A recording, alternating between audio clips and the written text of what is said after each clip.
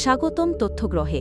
এখানে আমরা তুলে আনি অজানা তথ্য, বাস্তব জ্ঞান আর রহস্যঘেরা ঘটনা সহজ ভাষায়, নির্ভরযোগ্যভাবে। আপনি যদি তথ্যে জানতে ভালোবাসেন তাহলে এই চ্যানেলটি ঠিক আপনার জন্য। চলুন জেনে নিই আজকের বিশ্লেষণ। অ্যামাজন বৃষ্টিবন হল পৃথিবীর সবচেয়ে বড় গ্রীষ্মমণ্ডলীয় বন, যা দক্ষিণ আমেরিকার 9টি দেশে বিস্তৃত। এর মধ্যে সবচেয়ে বড় অংশ রয়েছে ব্রাজিলে। এটি প্রায় 55 লক্ষ বর্গ কিলোমিটার এলাকা জুড়ে বিস্তৃত।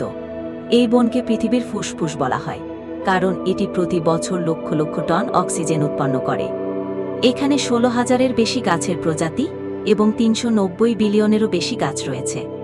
এই বিশাল বন পৃথিবীর 20% মিষ্টি জল ধারণ করে এবং এটি বিশ্ব জলবায়ুর ভারসাম্য রক্ষায় গুরুত্বপূর্ণ ভূমিকা রাখে। অ্যামাজন হচ্ছে পৃথিবীর জীববৈচিত্র্যে ভরপুর এক অদ্ভুত রাজ্য। এখানে বাস করে 430টিরও বেশি স্তন্যপায়ী প্রাণী, 1300 রকমের পাখি, 400 ধরনের উভচর এবং 378টি সরীসৃপ। জাগুয়ার, অ্যানাকন্ডা, পিরানহা, স্লথ এবং গোলাপি ডলফিন এই বনের বাসিন্দা। তাছাড়া অজস্র পোকামাকড় ও কীটপতঙ্গের আবাসস্থল এই বন। এই জঙ্গলে একসাথে পৃথিবীর 20% প্রাণীর আবাস রয়েছে।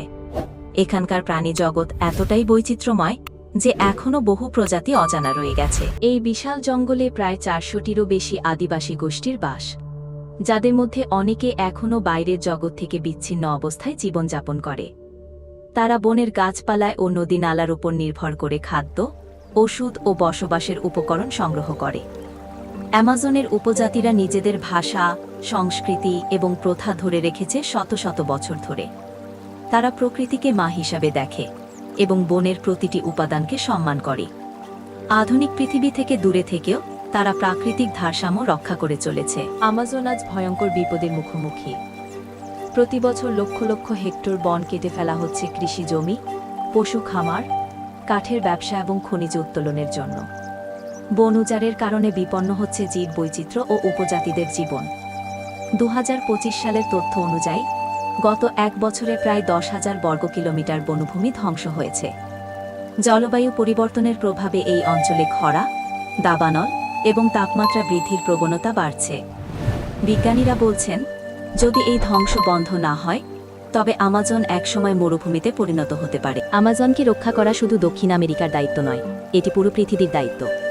আমাদের উচিত পরিবেশ বান্ধব পণ্য ব্যবহার করা, বৃক্ষরোপণ করা এবং প্লাস্টিক ও দূষণ কমানো।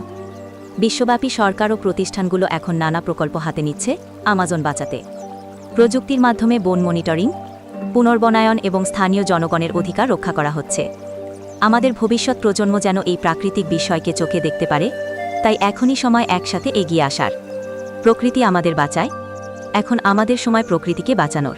আপনি যদি আজকের ভিডিওটি উপভোগ করে থাকেন তাহলে একটি লাইক দিন আর নিচে কমেন্ট করে জানান আপনার মতামত।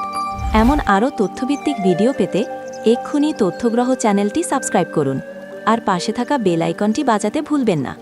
নতুন নতুন জ্ঞানের সঙ্গে আবার দেখা হবে পরবর্তী ভিডিওতে। ধন্যবাদ আপনাকে।